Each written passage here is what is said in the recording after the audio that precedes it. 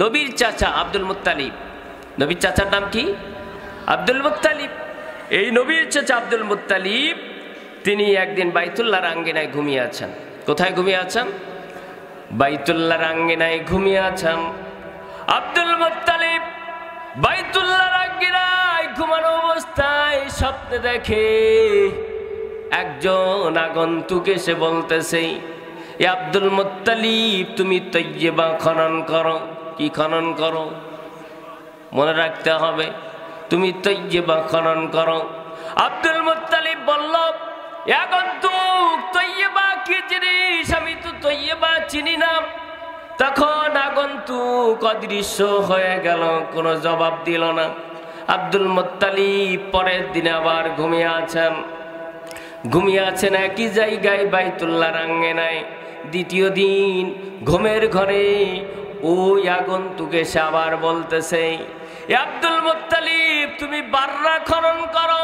কি খনন করো? বাররা খনন করো। আব্দুল মুত্তালিব বলল, বাররা কি জিনিস আমি তো জানি না। আগন্তুক অদৃশ্য হয়ে গেল, কোনো কথা বলল না। তৃতীয় দিন আব্দুল মুত্তালিব আবার ঘুমিয়ে আছেন। এমন সময় ওই আগন্তুক আবার অবিকল সে আগন্তুক এসে বলতেছে, এ আব্দুল মুত্তালিব তুমি মাজমুনা খনন করো। আব্দুল মুত্তালিব বলল, মাজনুনা কি? মাজমুনা কি আমি তো চিনি না। আগন্তুক কোনো জবাব না দিয়ে চলে গেল। চতুর্থ দিন আব্দুল মুত্তালিব আবার একই জায়গায় বাইতুল্লাহর আঙ্গিনায় ঘুমিয়ে আছেন। এমন সময় ওই আগন্তুক এসে বলতেছে, আব্দুল মুত্তালিব তুমি জমজম খনন করো। আব্দুল মুত্তালিব বলে, জমজম কি? জমজম তো আমি চিনি না। তখন আগন্তুক বলতেছে, জমজম হলো বরকতপূর্ণ কূপ, যে কূপের পানি সুপেয় সুমিষ্ট, যে পানি পান করলে মানুষের রোগ ব্যাধি ভালো হয়ে যায়। বরকতপূর্ণ পানি, যা খাইলে মানুষের ক্ষুধা নিবারণ হয়। যার পানি পান করবে হাজিরা, যেটা আল্লাহ তাআলার বরকতপূর্ণ একটা পানির কূপ। আব্দুল মুত্তালিব বলে, সেই কূপটা কোথায় আমি তো জানি না। তখন ওই আগন্তুক বলল, পিপিলিকার বাসা। পিপিলিকার বাসার উপরে রক্তাক্ত একটা গোস্তের টুকরা, আর গোস্তের টুকরা ঠুকরাচ্ছে একটা কাক। বুঝতে পারছেন কন্ত কি কইছি? পিপিলিকার বাসা। পিপিলিকার বাসার উপরে রক্তাক্ত একটা গোস্তের টুকরা, আর গোস্তের টুকরা ঠুকরাচ্ছে একটা কাক। এই দৃশ্য যেখানে আব্দুল মুত্তালিব জমজম কূপ আছে সেখানে, সেটা ভরে গেছে। সেই কূপটা ভরে মাটিপূর্ণ হয়ে গেছে, চিনা যাচ্ছে না। তুমি সেইখানে খুললে জমজম কূপ পেয়ে যাবে। সুবহানাল্লাহ। অনেক গভীর কথা। যারা বুঝতেছেন তারা চাতক পাখির মতো তাকিয়ে আছেন। সবাই কি বোঝে বলেন? মণিমুক্তা সমুদ্রের তলদেশে থাকে, ডুবুরিরাই সেটা আরোহণ করে ডুব দিয়ে সেটা কুড়াতে পারে। ঠিক না বেঠিক বলেন? যারা সাঁতার কাটতেই জানে না তারা মণিমুক্তার সন্ধান পাবে কিভাবে? ঠিক না বেঠিক বলেন? আমি দেখতে পাচ্ছি এখানে অনেক ভারী মানুষ আছে যারা গভীর মনোযোগ দিয়ে কথাগুলো শুনতেছে, কারণ এই কথার ওজন অনেক বড়। ঠিক না বেঠিক বলেন? তাহলে কি? পিপিলিকার বাসা, তার উপরে রক্তাক্ত গোস্তের টুকরা ঠুকরাচ্ছে একটা কাক। এই দৃশ্য যেখানে আব্দুল মুত্তালিব জমজম কূপ পাবে, সেখানে খনন করো, জমজম কূপ খনন হয়ে যাবে। জমজম কূপ খননের জন্য আল্লাহ তোমাকে আদেশ দিয়েছেন। সুবহানাল্লাহ। ভাইরা আমার, বন্ধুরা আমার, বাবাজিরা আমার, আব্দুল মুত্তালিবের ঘুম ভেঙে গেল। আব্দুল মুত্তালিব মনে মনে ভাবে, আমি এই স্বপ্ন দেখলাম, দেখি এরকম কোন দৃশ্য আশেপাশে দেখা যায় নাকি। আব্দুল মুত্তালিব এই দৃশ্য দেখার জন্য সামনে অগ্রসর হলো। অগ্রসর হওয়ার পরে লক্ষ্য করে দেখে কারা যেন একটা উট জবে করেছে। কি জবে করেছে? উট জবে করেছে।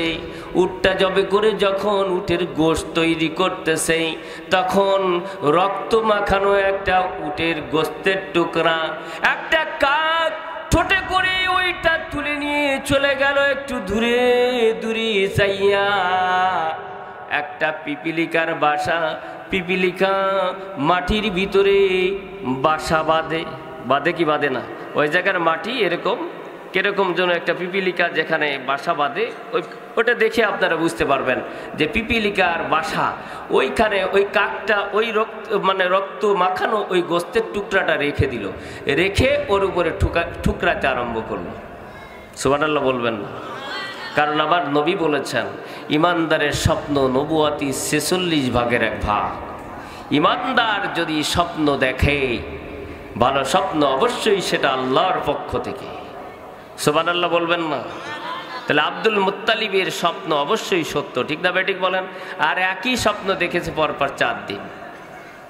আব্দুল মুত্তালিব দেখেন এইভাবে কাকটা রক্ত মাখানো গোস্তের টুকরা নিয়ে ওই পিপিলিকার বাসার উপরে রাখলো, আর সেখানে বসে টুকরায় টুকরায় খাচ্ছে রক্ত মাখানো ওই গোস্তের টুকরাটা। আব্দুল মুত্তালিবের বুঝতে বাকি থাকলো না এটাই জমজম কূপ।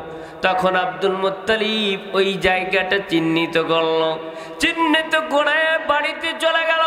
বাড়িতে যাইয়া তার একমাত্র ছেলে হারেস ইবনে আব্দুল মুত্তালিব, কি নাম? হারেস ইবনে আব্দুল মুত্তালিব। আব্দুল মুত্তালিবই 10টা ছেলে সন্তান ছিল। বড় ছেলের নাম হারেস, কি নাম? হারেস। এই হারেস তখন একমাত্র সন্তান। আব্দুল মুত্তালিব এই হারেসটি সঙ্গে করে নিয়ে কুদাল বা খুন্তা এই সাথে করে নিয়ে ওই জায়গায় সে কূপ খনন করতে লাগলো।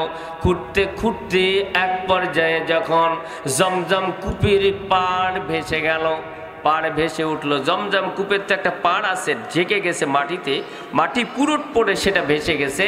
আব্দুল মুত্তালিব যখন খুঁড়তে আরম্ভ করলো, খোঁড়ার পরে এক পর্যায়ে জমজম কূপের পাড় যখন জাগ্রত হলো, জাগ্রত হওয়ার পর কুরাইশরা বুঝে ফেললো আমাদের সেই বরকতপূর্ণ কূপ, যেটা পূর্বপুরুষের কূপ, ইসমাইল আলাইহিস সালামের কূপ, এটা তো অত্যন্ত বরকতপূর্ণ কূপ।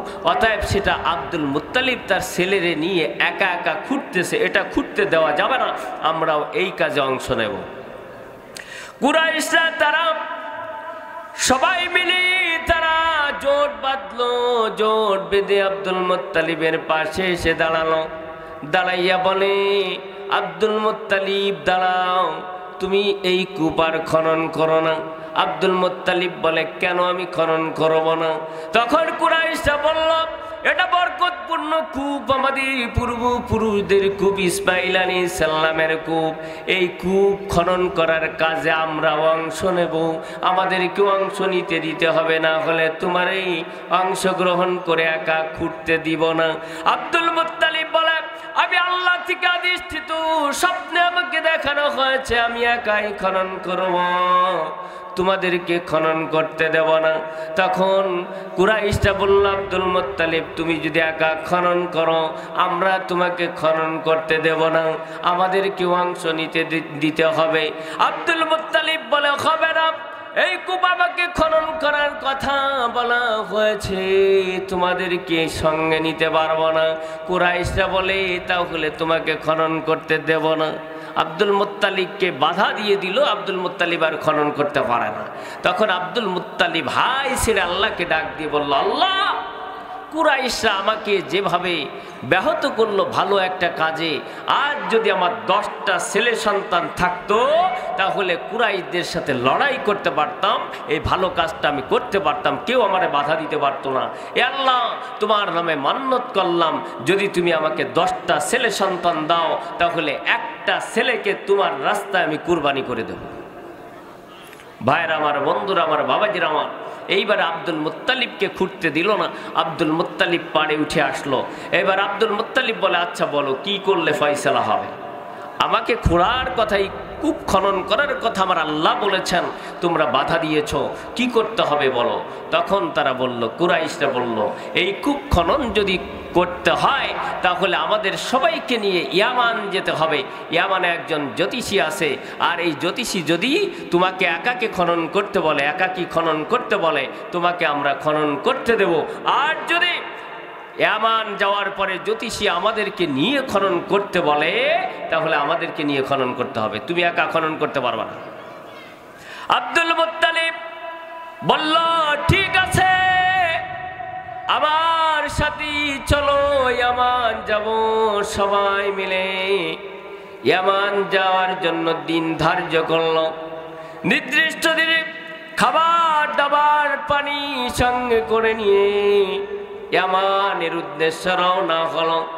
ইয়ামান বহু দূরে যেতে আরম্ভ করল।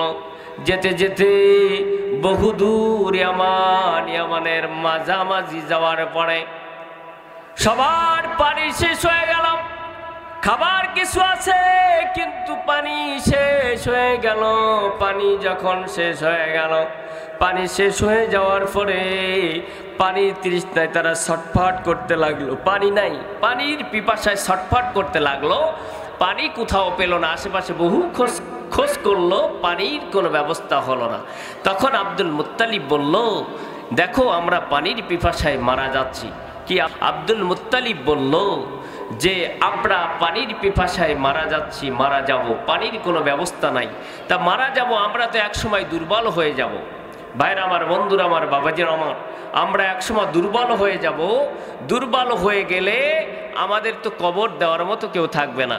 অতএব আমরা একটা কাজ করি, কাজটা হলো আমরা প্রত্যেকেই কবর খুঁড়ি, নিজের কবর নিজে খুঁড়ি, নিজের কবর নিজে খুঁড়ে এই কবরের মধ্যে আমরা বসে থাকি। কবরের মধ্যে বসে থেকে যখন আমাদের কেউ মারা যাবে, মারা গেলে এই মাটি গড়ায় দেব, কবর হয়ে যাবে। কি হবে? কবর হয়ে যাবে। কবরের মধ্যে বসে থাকবো, কেউ মারা গেলে কবরের মধ্যে পড়ে থাকবে, আমরা মাটি গড়ায় দেব। কারণ আমরা পানির পিপাসায়, খাবারের অভাবে মারা যাব আর দুর্বল হয়ে যাব। দুর্বল মানুষ কবর খুঁড়তে পারবে না, কারণ কবর খোঁড়া একটা কঠিন কাজ, ঠিক না ভাই? ঠিক বলেন। অতএব আমরা প্রত্যেকে কবর খুঁড়ি, কবর খুঁড়িয়ে কবরের মধ্যে বসে বসে আল্লাহ আল্লাহ করি। যার মৃত্যু হবে আমরা সবাই মাটি গড়ায় দিয়ে ওই লোকটাকে দাফন করে দেব। এইভাবে তারা পরামর্শ করি, প্রত্যেকেই কবর খুঁড়ল। কবর খুঁড়ে কবরের ভিতরে তারা বসে আছে, আল্লাহ আল্লাহ করতেছে। দীর্ঘক্ষণ হয়ে যায়, মৃত্যু আসে না, আবার পানির ব্যবস্থাও হয় না। আব্দুল মুত্তালিব এক পর্যায়ে তাদেরকে ডাকল, ডাক দিয়ে বলল, এইভাবে আমরা যেভাবে এই কবরের ভিতরে বসে আছি, আমরা কাপুরুষের মতো মারা যাচ্ছি। উচিত হলো আমরা যতক্ষণ আমাদের শ্বাস আছে, ততক্ষণ আমাদের আশ আছে, যতক্ষণ নিঃশ্বাস আছে আশাও আছে, চলো আমরা সবাই মিলে ইয়ামানের উদ্দেশ্যে রওনা হয়। ইয়ামান যেতে থাকি, ইয়ামানের উদ্দেশ্যে রওনা হয়। চলতে আরম্ভ করি, চলতে চলতে যে পর্যন্ত যেতে পারি আমরা যাই। সবাই কবর থেকে উঠলো, উঠে আব্দুল মুত্তালিবের সাথে তারা সবাই মিলে আবার ইয়ামানের উদ্দেশ্যে রওনা হলো। ইয়ামানের উদ্দেশ্যে রওনা হয়ে কিছু দূর আগাতে না আগাতেই একটা আশ্চর্য ঘটনা ঘটে গেল। সেইটাও হলো আব্দুল মুত্তালিবের ঘোড়ার ডান সামনের পা, ডান পাশের পা, ডান পাশের সামনের ডান পাশের পার তলদেশ থেকে পিঙ্কি দিয়ে পানি বের হতে আরম্ভ করল। আরো জোরে সুবহানাল্লাহ। আব্দুল মুত্তালিবের আপনার ঘোড়ার সামনে ডান পাশের পার তলদেশ দিয়ে পিঙ্কি দিয়ে পানি বের হতে লাগলো।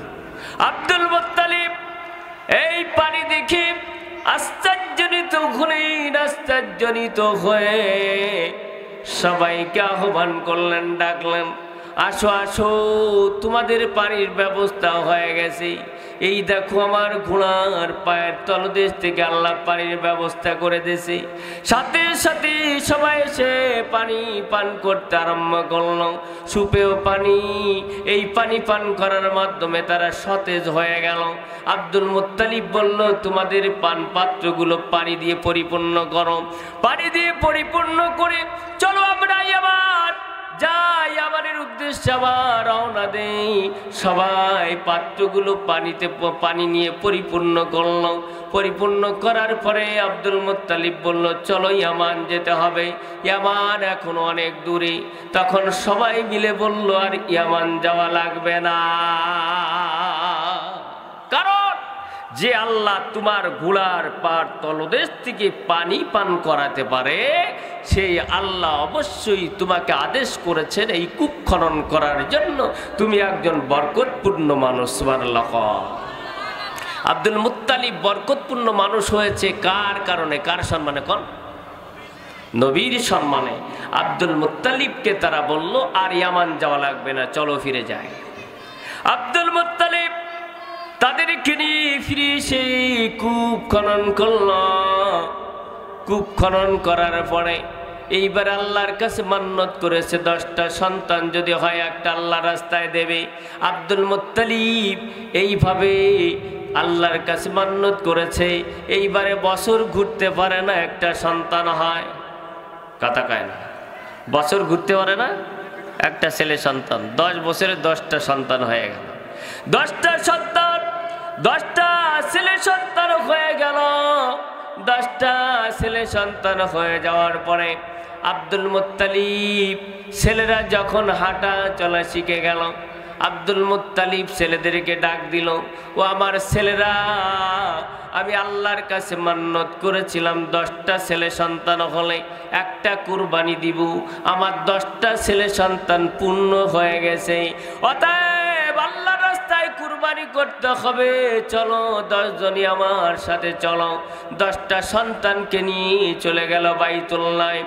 বাইতুল্লাহর পাশে একজন গণক ছিল। এই গণক লটারির মাধ্যমে লটারি করত। আব্দুল মুত্তালিব 10টা ছেলের নামে 10টা তীর ক্রয় করল। 10টা তীর ক্রয় করে এই তীরের নাম লেখলো, 10টা ছেলের নাম লেখলো। নাম লেখে ওই গণককে বলল, গণক লটারি করো, যার নাম উঠবে তাকে আল্লাহ রাস্তায় কুরবানি করে দেব। এইভাবে গণক সে লটারি করলো। লটারি করলে লটারিতে নাম উঠলো আব্দুল্লাহ। কার নাম উঠলো? আব্দুল্লাহ। আব্দুল্লাহ কে? কর আব্দুল্লাহ হলো আমার নবীর আব্বাজান। কুরবানি করে দিলে কি আমার নবী দুনিয়ায় আসতেছে? কর লটারিতে আব্দুল্লাহর নাম উঠলো। পরপর 3 বার লটারি করা হলো, 3 বারে আব্দুল্লাহর নাম আসলো। কার নাম? আব্দুল্লাহ। এইবারে আব্দুল মুত্তালিব আব্দুল্লাহকে নিয়ে আপনার পাহাড়ের পাদদেশে জবে করার জন্য হাত পা বেঁধে তরবারি চালায় দেবে। এমন সময় কুরাইশরা এসে ঘিরে ধরল। এ আব্দুল মুত্তালিব এ কাজ করতে দেব না, কারণ তুমি আমাদের নেতা, এই কাজ যদি করো আমাদের রসম হয়ে যাবে, করতে দেব না। আব্দুল মুত্তালিব বলে, কেন রসম হবে? কারণ আমি মান্নত করেছি, তাই তো আমি কুরবানি দেই। আমি আল্লাহর জন্য মান্নত করেছি, তোমরা তো মান্নত করো নাই, তোমাদের রসম হবে না। আমার এই ভালো কাজে তোমরা বাধা দিও না। কুরাইশরা বলে, হবে না, এই কাজ করতে দেব না। যদি এ কাজ করতে হয় তাহলে খাইবারে একজন জ্যোতিষী মহিলা আছে, এই জ্যোতিষী মহিলার কাছে যেতে হবে। মহিলা যদি অনুমতি দেয় করতে পারবা, আর অনুমতি না দিলে করতে পারবা না। আব্দুল মুত্তালিবকে কুরাইশরা নিয়ে গেল খাইবারে। খাইবারে মহিলার কাছে যাওয়ার পরে মহিলা সব ঘটনা শুনল। শোনার পরে মহিলা একটা যুক্তি দিল, একটা বুদ্ধি দিল। বুদ্ধিটা হলো, ও আব্দুল মুত্তালিব, তোমাদের দেশে মুক্তিপণ হিসেবে কোনো মানুষ যদি হত্যা হয় ভুলক্রমে, তাহলে তার মুক্তিপণ হিসেবে কয়টা উট দান করো? আব্দুল মুত্তালিব কয় 10টা উট। কয়টা? 10টা। তার 10টা উট যদি মুক্তিপণ হিসেবে দাও, তাহলে আমি একটা পন্থা শিখায় দেই, সেইটা হলো তোমার যে ছেলের নামে এই আল্লাহ রাস্তে কুরবানির নাম উঠেছে যে ছেলেটা, সেই ছেলেটারে এক পাশে রাখো আর 10টা উট আর এক পাশে রাখো। এইবারে লটারি করো, লটারি করলে যদি উটের নাম এসে যায় তাহলে তোমার ছেলে বেঁচে যাবে, উট কুরবানি করে দিবা। আর যদি এই 10টা উট এক পাশে রাখো আর তোমার ছেলেকে যদি আর এক পাশে রাখো, তারপরেও যদি উটের নাম আসে, কি বলি, ওই ছেলের নাম আসে, তাহলে আরও 10টা বাড়াবা। কয়টা বাড়াবা? আরও 10টা বাড়াবা। 10টা বাড়ানোর পর 20টা উট এক পাশে, ছেলে এক পাশে। ওই লটারি করবা, যদি ছেলের নাম আসে আরও 10টা বাড়াবা। এইবারে লটারি করবা, ছেলের নাম আবারও যদি আসে আরও 10টা বাড়াবা। এইভাবে 10টা বাড়াতে বাড়াতে যখন উটের নাম আসবে তখন উট কুরবানি করবে, ছেলেটাকে আজাদ করে দেবে। সুবহানাল্লাহ। এইভাবে জ্যোতিষী যখন শিখায় দিল, আব্দুল মুত্তালিবের মনোভূত হলো, সে চলে আসলো বাইতুল্লাহ। বাইতুল্লাহ এসে লটারি করলো। লটারি করলো, এক পাশে 10টা উট আর এক পাশে আব্দুল্লাহ নাম এসে গেল। আব্দুল্লাহ আরো 10টা বাড়ানো হলো, এক পাশে 20টা উট আর এক পাশে আব্দুল্লাহ। আব্দুল্লাহর নাম আসলো, আবারও 10টা বাড়ানো হলো, লটারি করা হলো আব্দুল্লাহর নাম। এইভাবে এক এক করে করে 100টা উট এক পাশে আর আব্দুল্লাহ এক পাশে, নাম এসে গেল উঠে। সুবহানাল্লাহ কবেন না? 100টা উটের নাম আসলো। আব্দুল মুত্তালিব কেমন ইমানদার ছিল, আমাদের মতো ইমানদার না। আব্দুল মুত্তালিব বলে, এতে আবার মন তৃপ্ত হচ্ছে না, আবার লটারি করো, কারণ একবার ভুল টুলু হতে পারে, আমার আল্লাহ খুশি নাও হতে পারে। আবার লটারি করো। আবার লটারি করা হলো, 100 উটের নাম আসলো। আব্দুল মুত্তালিব বলে, আবার লটারি করো। আবার লটারি করা হলো, আব্দুল উটের নাম আসলো, 100 উটের নাম পরপর আসলো। আব্দুল্লাহ তখন সন্তুষ্ট হইয়া আপনার 100 উট আল্লাহর রাস্তায় কুরবানি করে দিল, আর আব্দুল্লাহ বেঁচে গেল। একইভাবে ইসমাইল আলাইহিস সালাম, জিনার রেহেম থেকে আমার বিশ্ব নবী এসেছেন, ইসমাইল আলাইহিস সালামকে আমার আল্লাহ কুরবানি থেকে বাঁচিয়েছেন। ঠিক তবে ঠিক বলে। অতএব হয়তো অনেকে মনে করে এই ছেলে মনে হয় আর বাঁচবে না, কিছুই হবে না, অথচ দেখা যায় এই অদৃশ্য জগতের মালিক আল্লাহ তাআলা অসহায় মানুষটাকে দেশের প্রেসিডেন্ট বানাতে পারে। ঠিক না ভাই? ঠিক বলেন। এটা আল্লাহ তাআলা বারবার প্রমাণ করেছেন যে আব্দুল্লাহকে কুরবানি করা হবে, সেই আব্দুল্লাহর গর্ভে বিশ্ব নবী, যিনি বিশ্ব ভুবন আলোকিত করেছেন। যে ইসমাইলকে কুরবানি করা হবে, সেই ইসমাইলের রেহেমের বিশ্ব নবী বিশ্ব ভুবন আলোকিত করেছে। সুবহানাল্লাহ। ভাইয়ের আমার, বন্ধুরা আমার, বাবাজিরা আমার নবী, আপনার নবী আব্দুল মুত্তালিবের রেহেমের মধ্যে ছিল বলে আল্লাহ তাআলা আব্দুল মুত্তালিবকে এত সম্মানিত করেছেন। আমার নবী, আপনার নবী এই সম্মানী নবী, নবীর সাথে যাদের সম্পর্ক আল্লাহ তাদেরই সম্মানিত করেছেন। ঠিক না ভাই? ঠিক বলেন। লক্ষ্য করে দেখান আমার নবী কেমন নবী। এই নবীকে ভালোবেসেছে, সবচেয়ে বেশি ভালোবেসেছে আবু বকর। আল্লাহ তাআলা আবু বকরের মর্যাদা সবচেয়ে বেশি করেছেন। ঠিক না ভাই? ঠিক বলেন। আমার নবীকে ভালোবেসেছে বিলাল, হাবশী গোলাম, কালো বিলাল, যার চেহারা সুরত একেবারে বিশ্রী ছিল, কিন্তু নবীর সাথে ভালোবাসা থাকার কারণে আল্লাহ তাআলা বিলালের মর্যাদা সবচেয়ে বেশি করেছেন। ঠিক না ভাই? ঠিক বলেন। হযরতে সাদ রাদিয়াল্লাহু তাআলা সবচেয়ে বেশি কালো বেঠে মানুষ, আমার নবীর ভালোবাসা থাকার কারণে সাদ রাদিয়াল্লাহু তাআলাকে আল্লাহ সম্মানিত করেছেন। নবী আমার বলেন 3 কালোকে আল্লাহ তাআলা পৃথিবীর শ্রেষ্ঠ মর্যাদা দান করেছেন। 3টা কালো মানুষকে আল্লাহ বড় সম্মানিত করেছেন।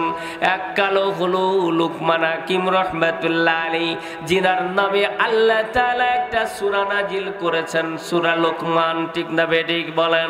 এই লুকমান হাকিম রাহমাতুল্লাহ আলাইহি কুৎসিত চেহারার অধিকারী ছিলেন। আর 2 কালো, একজন হলো বিলাল রাদিয়াল্লাহু তাআলা আর একজন হলো সাদ রাদিয়াল্লাহু তাআলা। বিলালের অন্তরের মধ্যে আর সাদ রাদিয়াল্লাহু তাআলার অন্তরের মধ্যেই আমার নবীর ভালোবাসা থাকার কারণে, আমার নবীর মহব্বত থাকার কারণেই আমার আল্লাহ বিলালকে আর সাদকে এত সম্মানী করেছেন, পৃথিবীর সর্বশ্রেষ্ঠ মর্যাদাবানদের অন্তর্ভুক্ত করেছেন। আর একটু জোরে সুবহানাল্লাহ কবেন না? এই নবীর সাথে যদি আমাদের ভালোবাসা থাকে, নবীর আলোচনা গভীর মনোযোগ দিয়ে যদি আপনারা শোনেন, নবীর একটু ভালোবাসা হৃদয়ের মধ্যে যদি জাগ্রত হয়, হৃদয়ের মধ্যে যদি একটু বপন করতে পারেন, আপনাদের কেউ আমার আল্লাহ সম্মানিত করবেন কি করবেন না? কথা কয় না?